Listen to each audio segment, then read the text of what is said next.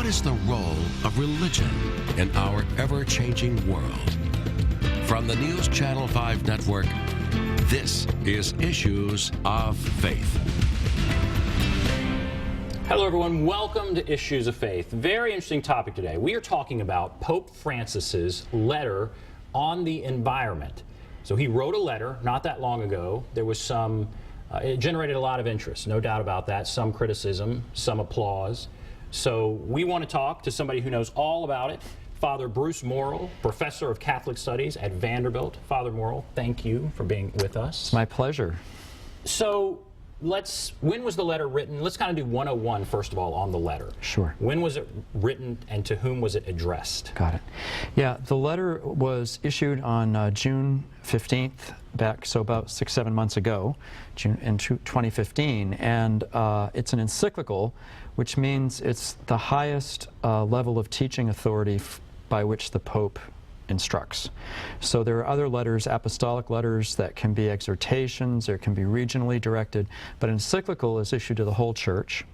It is usually based on a fair amount of feedback first collected from bishops and archbishops around the world, other specialists, and then finally it goes through a couple editings.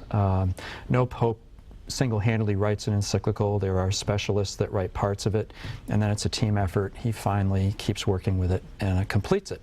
So this encyclical, like I say, came out about 7 months ago.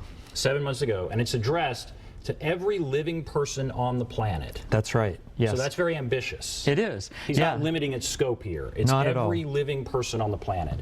How long is it? It's a long document as encyclicals go, over 180 paragraphs. Roman documents, Vatican documents are numbered by paragraph rather than page, but that worked out in a printed text easily makes for like a 90-page book, something like that. So this is a long letter. It's a very, very substantial. What's the takeaway? If you had to boil it down, what's the bottom line? Yeah, well, the bottom line is that we human beings no longer have the luxury or, should consider the environment in which we live, the world and earth in which we live. We cannot consider it as something expendable, but rather that it is something we are all responsible with and for. And to Roman Catholics, Christians, and many other people, the biblical texts from which he's drawing speak so much about humanity as stewards of creation. Catholics further carry a sacramental worldview, the immanence of God in the creation. So the key point is that we have literally a responsibility to address now these drastically changing climate conditions, and especially because it's most affecting the poor. This is a pope, as you know, who's from the start made it very clear that the gospel message about care and advocacy for the poor is a priority. And much of the document is pointing out how the poor of the earth bear the brunt of these changing conditions. Could it also be boiled down to, he's saying global warming is real, yes, and we've got to do something about it. Yes, good job. Global warming is real. Now, when he says that, he's gotten criticism for that. Right. Here in the United States, that can be seen as a political statement. Right. And how unusual, before I ask about the criticism, how unusual is it for a pope to make a statement like this? It's not unusual in that since the late 19th century, with Pope Leo XIII, there have been a number of encyclicals issued over more than 125 years now that we call social encyclicals that direct the attention to or address what we would call social political issues. Political, though, in Europe especially, really meaning what we would mean by social, societal concerns, economics being a key one. So the first one issued had to do with human labor. In the late 19th century with sweatshops, you know, it's hard for us to imagine, but the simple fact is even in the United States, child labor was typical into the 20th century. So labor issues, war and peace issues, beloved Pope John the 23rd in the late 50s, early 60s issued one called Peace on Earth, you know, in the height of that Cold War arms race, etc. So it's not unique that it be a social encyclical, what is the first time an encyclical on this topic. On this issue of global warming. Climate change, yes. And climate change. Yeah. And so how has it been received within the Catholic Church? Yeah. Certainly we know that in the political world there was some pushback, but within the Catholic Church, and specifically I guess in the United States as opposed to Europe and different parts of the church. Yeah, oh sure.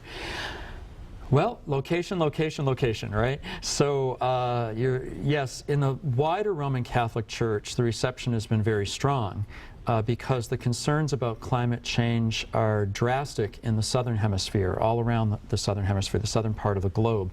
But also, as you and I'm sure a lot of your viewership realize, very strong concern on the part of Europeans.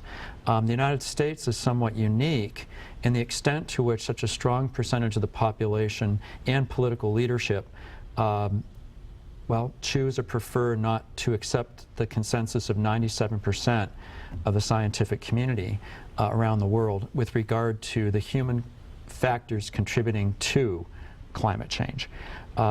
So here in the United States, I can tell a story. It's anecdotal, but back about a month or so ago, 2 months ago, we were beginning the church year in Advent, and the readings for that Sunday included a gospel from Luke about the drastic things that will happen in the end of time as we know it. And the description was included all these things about waters rising and tumults in the climate and all this sort of thing. And I didn't make my whole homily at the particular church I was serving that weekend. I didn't make my whole homily about this climate change question, but I incorporated it and cited one passage and paraphrased some other things from the encyclical. Well, people seem to be well enough accepted. You know when you're preaching it's going bad if there's a lot of rustling and coughing. But afterwards I'm in the doorway and there was one man, probably a bit younger than me in his 40s, who was vehemently angry. And he began by shaking my hand but wouldn't let go of it and just started really yelling at me about how I'd crossed a line and I'd brought politics into church and I'd ruined what he had come for. And I said to him, well, I'm quoting a papal encyclical. And the Holy Father has been extensively preaching on this. And it didn't go very far from there, really. He said, well, maybe it shouldn't be in church, so what can you do? So I said, well, I think we disagree. We should let this go. I mean, thank you for expressing your opinion. And he wasn't content with that. He yelled at me that I wasn't welcomed, I should never come back. Wow. So there's a real... That to me was a somewhat disturbing experience, but of course if you preach you got to be ready to take it. But indicative. I looked at the newspaper that day. I hadn't read the paper yet, and yes, there were U.S. senators who had been just over the weekend addressing again, denying climate change, addressing it as a lefty political issue, etc. And so I thought, well, if this gentleman listens to this and is part of a solid, nearly 40% of the U.S. population that chooses to reject the science, probably without studying any of it, there you go.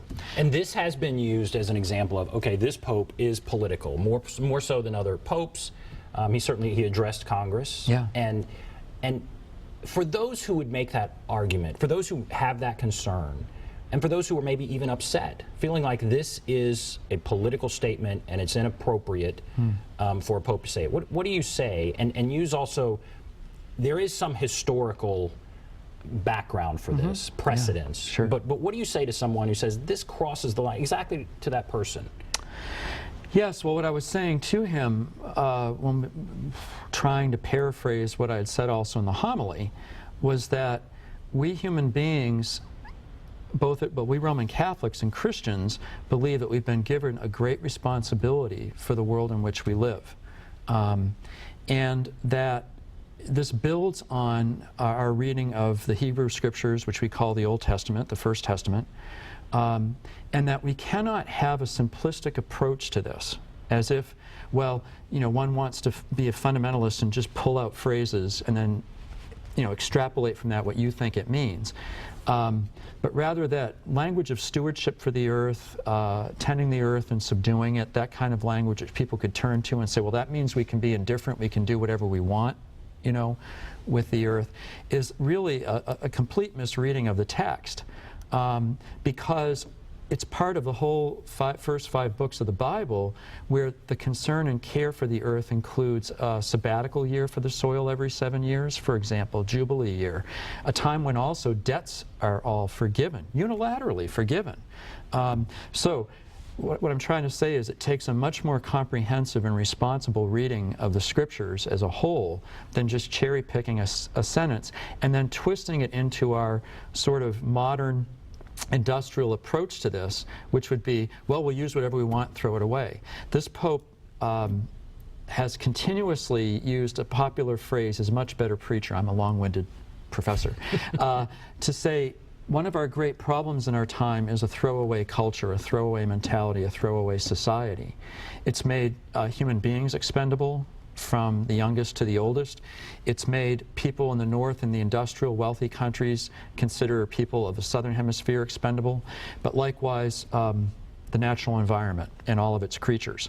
So that would be some of the direction that this argument would take. Finally, there can be an attitude of great individualism in our own country, our own context, as if the matter of religion is between, and we hear it in our politics all the time, when things get volatile, that's a matter between him or her and his or her God. When, at least in Roman Catholicism, is one type of Christianity, that just doesn't hold water. It doesn't hold water in the Scriptures themselves. If one thinks one's indifferent to one's fellow Christians, for starters, one really isn't reading the first letter to the Corinthians. I mean, one could go from there, that we're the social body of Christ, but that extends to all people. The Second Vatican Council, in one of its documents on the nature of the Church, extends the mystery of the Church, what God is doing through the Church, really to the whole human race. And that's why the Pope could address this to all of people of goodwill or all of humanity, is that we simply have, as Christians, as Roman Catholic Christians, he as a leader of us, a certain leaven, a certain role, but it doesn't make us exclusively or tribally, you know, an isolated group. It's just the opposite. All right, we have to take a break, and then I want to come back and I want to ask, okay, so this was issued 7 months ago. Yeah. What is the impact been? Where do you see things going? And I'm fascinated by the anger that you experienced. That has probably also been part of the whole story. We'll take a break, be back right after this.